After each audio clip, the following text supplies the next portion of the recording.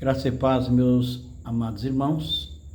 Estamos fazendo mais um vídeo e nós, na última oportunidade que fizemos, foi, não sei qual motivo, mas cortou a mensagem e eu estou refazendo aqui.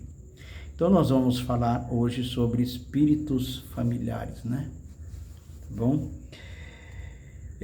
o que é espíritos familiares? Espíritos familiares são espíritos que, por meio de invocação de deuses, como vemos, representados por meio de imagem de escultura, seguiam os descendentes de uma família, de um chefe de família, né? Que por ignorância os serviu dedicadamente durante anos. Isso acontece em várias famílias, né? Crescendo esses seres, ou melhor, acreditando ser esses seres divinos, foram enganados, e esses espíritos são familiares por se tornarem íntimo da família, por continuar a ser servido por tradição familiar, como vemos em famílias tradicionais, como no catolicismo ou no espiritismo. Eu vim de uma família espírita e toda a minha família foi envolvida no espiritismo desde muitos anos.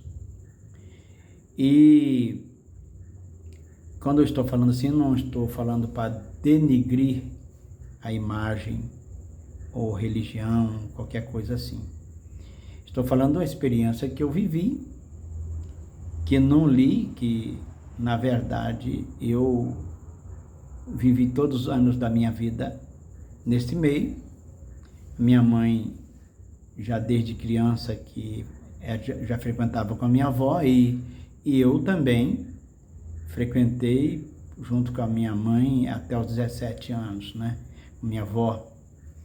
Então, voltando ao assunto dos espíritos familiares, então esses espíritos, eles serão invocados como sendo divindades. As pessoas acreditavam que eles eram divindades, e por eles serem servidos durante anos, eles se tornaram íntimos da família e vêm andando na família. A crença que maldição acompanha gerações é muito antiga. O Evangelho de João mostra essa realidade no capítulo 9, e o tema onde é abordado esse assunto, ali no capítulo 9, ele fala ali da herança na velha, na velha aliança. Eles acreditavam, eles tinham em vista que a bênção de Deus, ela estava ligada à propriedade, né? É assim que os judeus entendem, e é assim que a gente vê no Novo Testamento. Então, a herança na velha aliança era vista como bênção de Deus, tanto é que a bênção para Israel estava ligada à herança da terra dada pelas mãos do Senhor aos filhos de Israel. A bênção ou a promessa da terra foram dadas a Israel. E eu creio que seja assim. Eu sou de posição pré-milenista, então acredito haver uma diferença entre igreja e Israel, não é? Muito bem. A bênção ou a promessa prometida à igreja, elas são celestiais. Isso não quer dizer que não se precisa das materiais, e sim que o foco principal são as bênçãos celestiais. É assim que nós vemos. A igreja, o foco da igreja é as bênçãos espirituais, enquanto que Israel é a propriedade, né? E nós vemos que essas são uma das razões porque Nabote não quis dar a Acabe a sua herança, conforme nós lemos em 1 Reis 21, do verso 21, ou melhor, do verso 1, melhor dizendo, até o verso 7. A herança era recebida da família e ela não era desfeita por nada, não podia passar de uma família para outra. A herança recebida era intransferível. A herança para o povo de Israel era um reflexo das bênçãos divinas.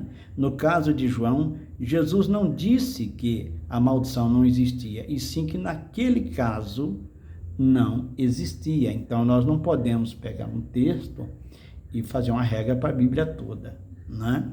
Nesse caso, não existia. Os discípulos achavam que era uma maldição. E por que acharam que era maldição? Porque eles chegaram a essa conclusão. Primeiro porque o assunto aqui em foco é a reencarnação e não maldição. Eles acreditavam, estava na mente deles a reencarnação, que é um assunto muito antigo.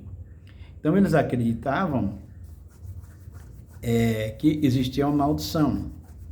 Isso a gente vê no Velho Testamento inteiro. Mas no caso, a pergunta aqui que eles estão fazendo é se era por causa de reencarnação. Porque se ele havia pecado para nascer cego, então ele só poderia ter pecado numa outra vida, não é? E a reencarnação é uma doutrina que ensina que você vai morrendo e reencarnando e dessa forma você vai evoluindo. Como eu vim de família espírita e vivi lá muitos anos, eu conheço bem a doutrina, sei o que é ensinado. Então, como você vê, eles perguntaram a Jesus, e o que eles queriam saber é se ele havia pecado numa outra vida. E nós sabemos que a Bíblia está dito que está em Hebreus 9, 27, que o homem está ordenado a morrer uma só vez, vindo depois disso o juízo, né? Muito bem. Primeiro porque reencarnação ela é uma teoria antiga. Essa era a razão que estavam perguntando. De acordo com os pensamentos dos discípulos, seus pais pecaram e estavam sofrendo as consequências. Ele está agora ensinando aos discípulos algo que os surpreende, porque nesse caso não era nada disso, né? Ele havia pecado em outra vida, era o que eles estavam perguntando. Estava pagando pelos seus erros? Outros pensam que a pergunta estava relacionada à questão da herança. Esse cego não tinha herança, não se sabe o porquê, e isso era sinal de maldição, pois a bênção de Deus estava ligada à herança, ou seja, à terra dada por Deus. Essa a bênção estava ligada a isso. E se ele não tinha herança, então eles entendiam que isso era maldição. Mas é interessante notar, meus queridos, que a maldição não tem nada a ver com isso. Maldição não tem nada a ver com deficiência. A pessoa pode ter deficiência em alguma parte do corpo, tem nada a ver. E a pessoa pode estar totalmente sadio, não ter nenhum tipo de doença e estar debaixo de maldição. A pessoa pode ser pobre e estar debaixo de maldição, e pode ser também uma pessoa próspera do ponto de vista financeiro, ter carro, ter casa, ter empresa, e estar debaixo de maldição. Então, a maldição não define esses estados aí, ou de doença física, ou pode ter envolvido essas coisas, sim, mas isso não é regra.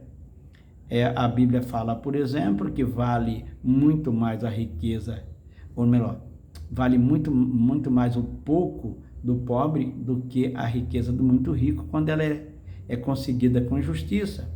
e se ela é conseguida com injustiça, fica claro que existe maldição, né?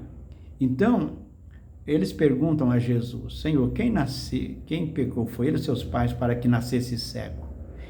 Nem uma coisa nem outra, né? Aqui nesse caso não havia, não disse que não havia maldição, Jesus disse que nesse caso não havia. E que a reencarnação é desmentida pela Escritura. Nós lemos em Hebreus 9:27, está ordenado ao homem morrer uma só vez, vindo depois disso o juízo. Então Jesus está mostrando aqui que não tem nada a ver uma coisa com a outra. Nos próximos passos, nós vamos mostrar mais para diante o que a Bíblia fala sobre maldição, o que é maldição. Nós estamos um pouco longe disso ainda, mas certamente chegaremos lá, né? Deus abençoe, e você ora por mim, eu oro por você. Até a próxima oportunidade, até o próximo vídeo.